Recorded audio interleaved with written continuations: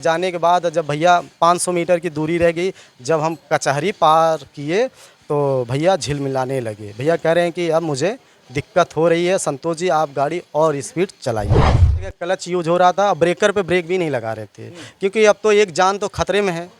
अब ये जान बचाने के लिए क्यों ना मेरी जान भी चल जाए, मुझे कोई था कि जब त्रेता युग आया था तो आप ही के बिरादर मानी कि मल्लाह निषाद जी के द्वारा ही राम जी को पार किया गया, और आज संतोष जी की तरफ से उनको भी जीवन दान मिला है। जब दे रहे थे कह रहे पैसा इतना पेमेंट कर दीजिए। हम के भैया मेरे पास पैसे तो अभी नहीं है, जमानत के तौर पे आप मेरी मोबाइल और मेरी मोटरसाइकिल की चाबी रख लीजिए, मैं पहले दवा फटाफट पहुंचा दूं और उसके बाद मैं आता हूं, तो हिसाब हमारा अपना। नमस्कार, आप देख रहे हैं पूर्वांचल युग जौनपुर। अभी मैं हूं जनपद जौनपुर के जलालपुर के अंतर्गत एक चकपाली हरिपुर गांव है, जहां पे आपने देखा था कि मुरली वाले हौसला को सांप ने जब बाइट किया था तो पूरे जौनपुर में भूचाल सा आ गया था।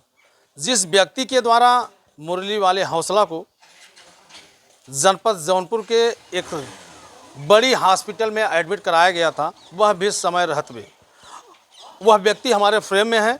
और अभी मुरली वाले हौसला इनके घर आए और इनको तमाम उपहारों से लाद दिया गया।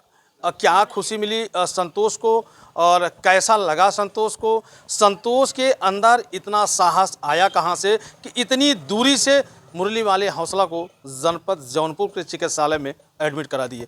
पीछे आप देख सकते हैं लिखा गया बेज़ुबानों के मसीहा श्री मुरली वाले हौसला जी।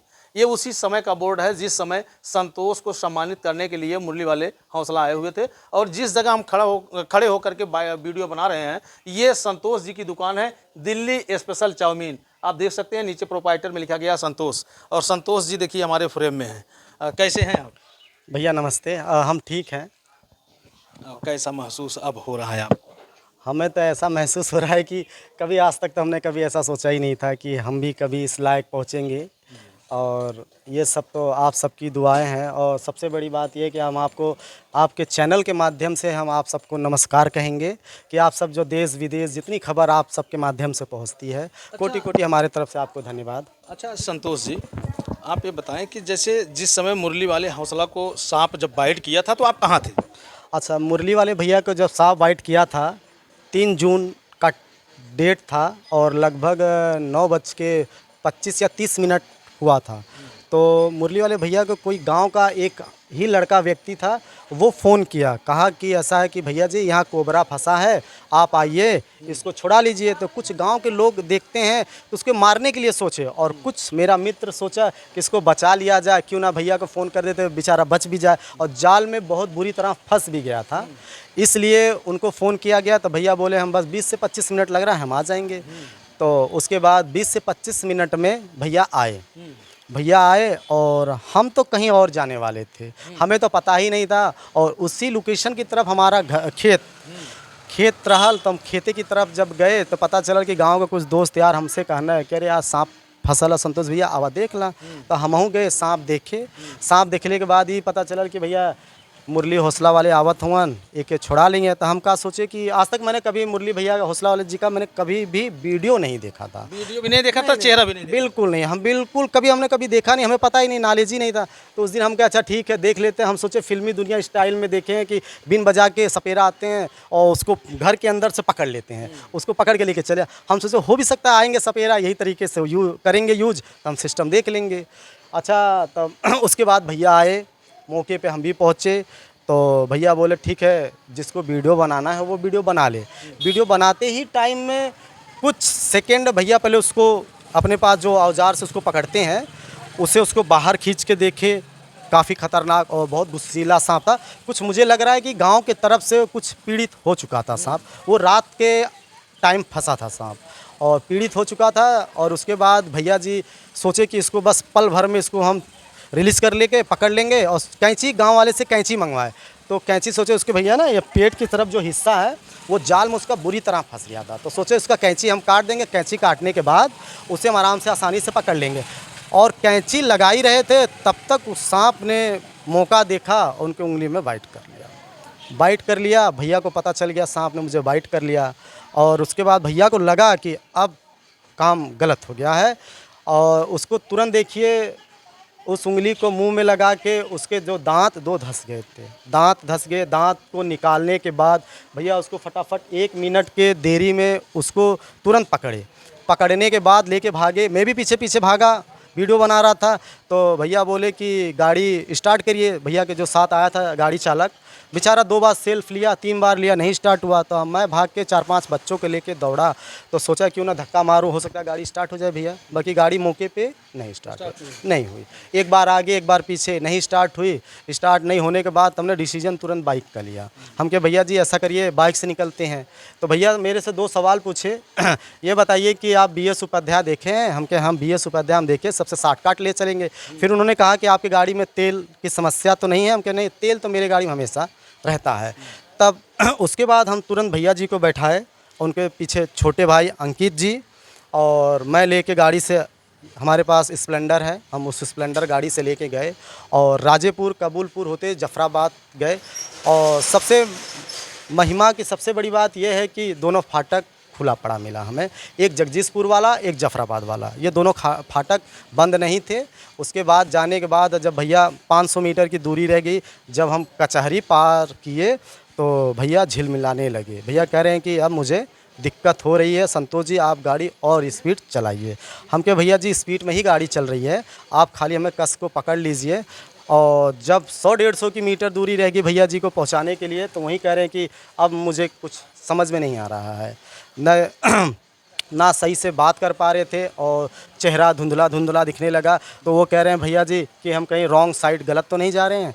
हम कहे भैया गलत नहीं जा रहे हैं। तो उसके बाद तुरंत एक रास्ते में जैसे भैया ठेला लगा के कोई सामान बेचने वाला होता है, उससे हमने तुरंत पूछा, मोटरसाइकिल लगा के पूछा गया, ये बताइए भैया BS उपाध्याय कहाँ? कह रहे भैया आप 100 मीटर की दूरी पे हैं। जब वो बात सुने तो उनको रिलैक्स हुआ, तब वो सोचे कि सही जा रहे हैं। पहुँचे BS उपाध्याय, पहुँचने के बाद हॉस्पिटल में डॉक्टर के यहाँ 11 बजे के आसपास हम पहुँचे। काफ़ी भीड़। ये बताइए, जैसे आप गाड़ी ड्राइव कर रहे थे तो गाड़ी की आपकी स्पीड कितनी थी, कितनी तीव्र गति से आप गए थे जो इतनी लंबी दूरी को आपने 20 से 22 मिनट में तय कर लिया? गाड़ी तो लगभग हम इतनी स्पीड मैंने कभी आज तक गाड़ी नहीं चलाई। पूरी एक्सीलेटर उसका हम मेट के बैठे थे, खाली जगह जगह क्लच यूज हो रहा था, ब्रेकर पे ब्रेक भी नहीं लगा रहे थे, क्योंकि अब तो एक जान तो खतरे में है। अब ये जान बचाने के लिए क्यों ना मेरी जान भी चल जाए, मुझे कोई परवाह नहीं है। और भैया जी को हम तो एक आम आदमी समझ के गए थे, हम ना भैया जी को जानते थे। और 2 बार मैं ट्रक के नीचे आने से भी बच गया, और जौनपुर जब क्रॉस किया तो मुझे 4 व्हीलर से पीछे से मेरी बाइक से धक्का लग भी गया था। मतलब 2 जगह दुर्घटना होते होते बची आपकी? तीसरी बार में ठुक गई थी। हाँ, तीसरी बार में वो 4 व्हीलर आगे थी और स्पीड में जा रहे थे, वो गाड़ी वाला रोक दिया, तो अगला हिस्सा हमारे मोटरसाइकिल का उसके पीछे वाले में टक्कर हो गई थी। अच्छा, जिस समय उनको सांप बाइट किया था मुरली वाले हौसला को, क्या आप ही वहाँ थे बाइक ड्राइव करने वाले कि और तमाम लोग थे?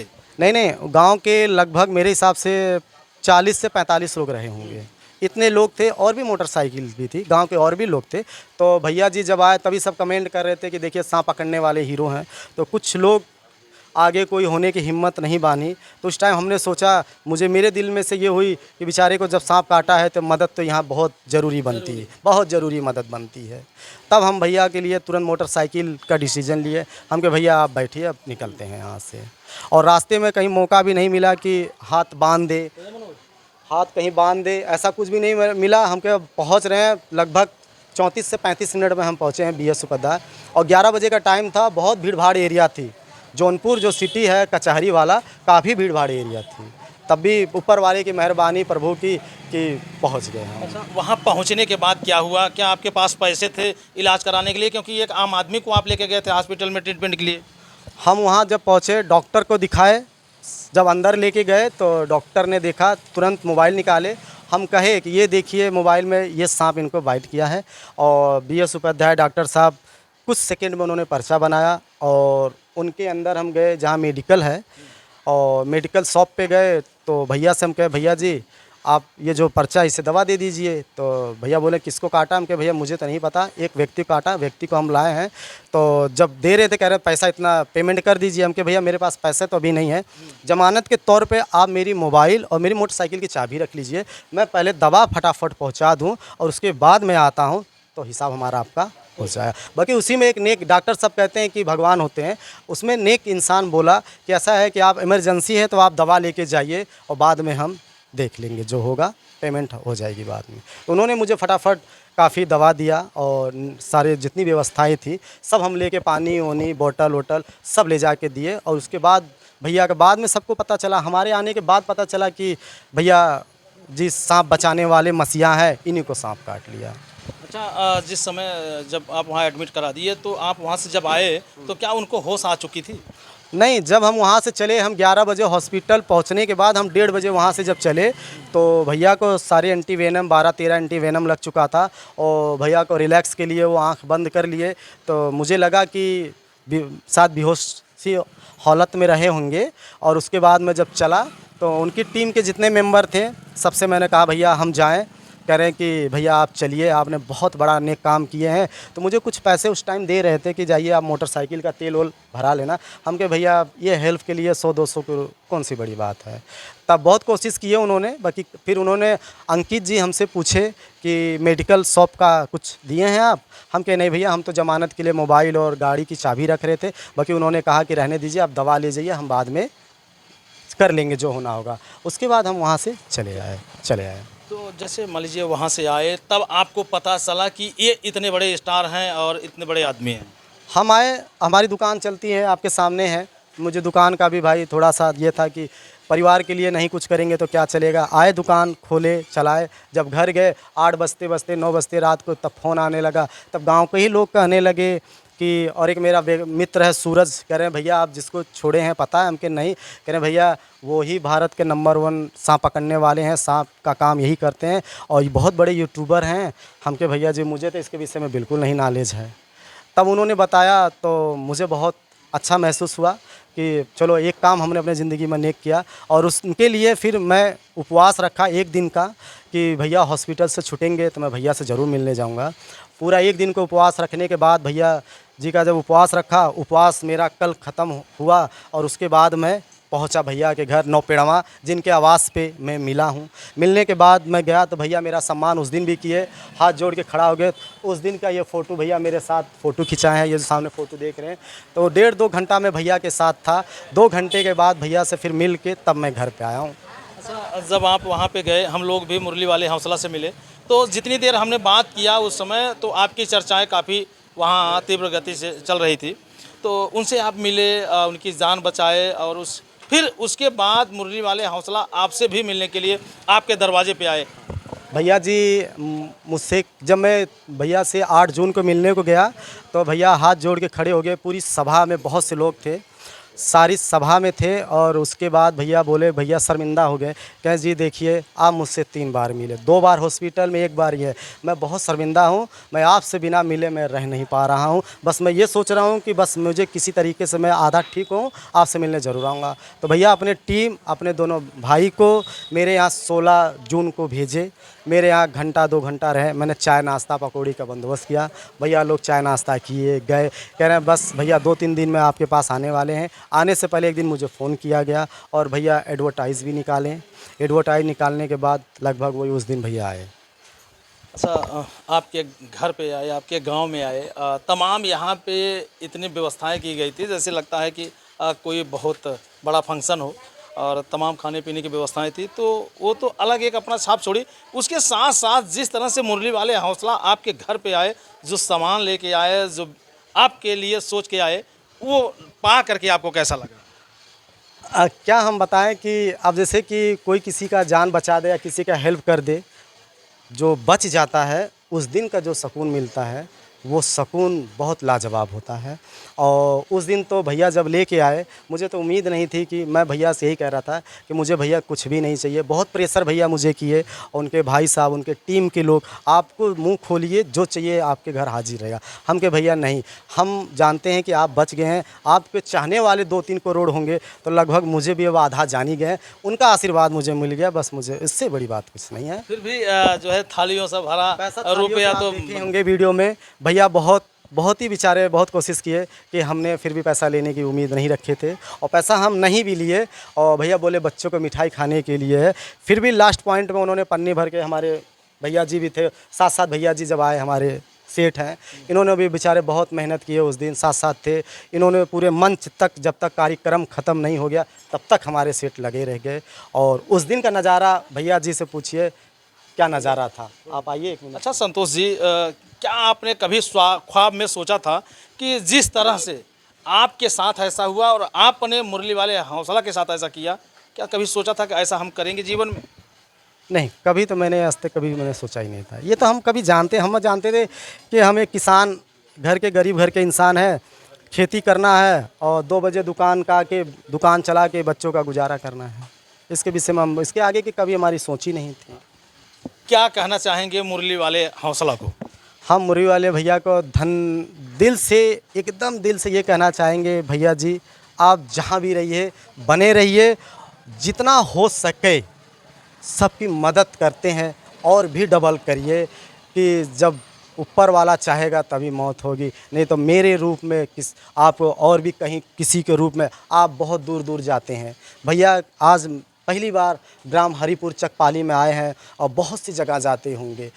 हर जगह भैया के लिए ऐसा कोई ना कोई मौके पे इंसान मिल जाए कि उनकी हेल्प हमेशा होते रहे, जैसे दूसरे की हेल्प करते हैं वैसे उनकी भी हेल्प होते रहे। तो अभी संतोष के साथ उस फंक्शन में मौजूद रहे इन्हीं के साथी हैं। क्या नाम है? जी मेरा नाम सचिन से डिसलोक है। अच्छा सचिन, क्या कुछ माहौल रहा उस दिन जिस दिन मुरली वाले हौसला आए थे? जब मुरली वाले हौसला जी यहाँ पे आए थे तो हम लोगों को खबर हुआ और हम लोगों से पता पूछे कि भाई संतोष जी का घर किधर है। तो संतोष जी तो हमारे बाज़ार के छोटे से व्यापारी हैं और आज ये छोटा सा व्यापारी पूरे हरिपुर का नाम रोशन किया, पूरे उत्तर प्रदेश का नाम रोशन किया। इससे बड़ा गर्व की बात हम लोगों के लिए क्या हो सकती है।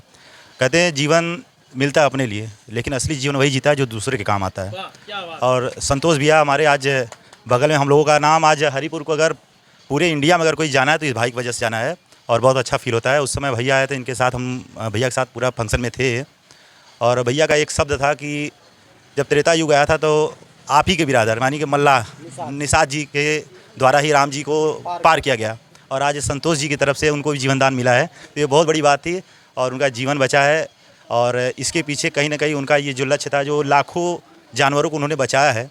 खैर देखिए, उन्होंने एक संदेश दिया था कभी भी सांप काटे तो झाड़ फूक के चक्कर में ना पड़े और संतोष भाई उस समय अगर झाड़ फूक के चक्कर में पड़े होते तो शायद आज मुरली वाले हौसला हम लोगों के बीच में ना होते।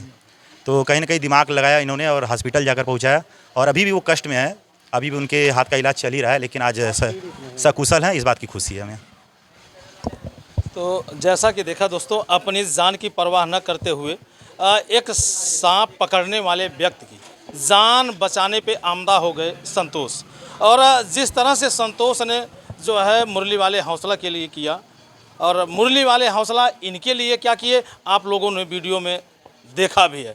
काश हर व्यक्ति मुरली वाले हौसला जैसा हो जाता, अपनी जान को भी जोखिम में डाले। एक इनसे परिचय भी नहीं था, इनसे कभी मुलाकात भी नहीं हुई थी, ये नाम भी नहीं जानते थे, फिर भी मददगार बन करके 35 किलोमीटर की दूरी मात्र 22 से 23 मिनट में पूरी कर लिए, जिसके कारण मुरली वाले हौसला की जान बची। तो दोस्तों, इस वीडियो को देखने के बाद कमेंट करके आप ज़रूर बताइएगा। मिलते हैं किसी नेक्स्ट खबर नेक्स्ट वीडियो में। जय हिंद।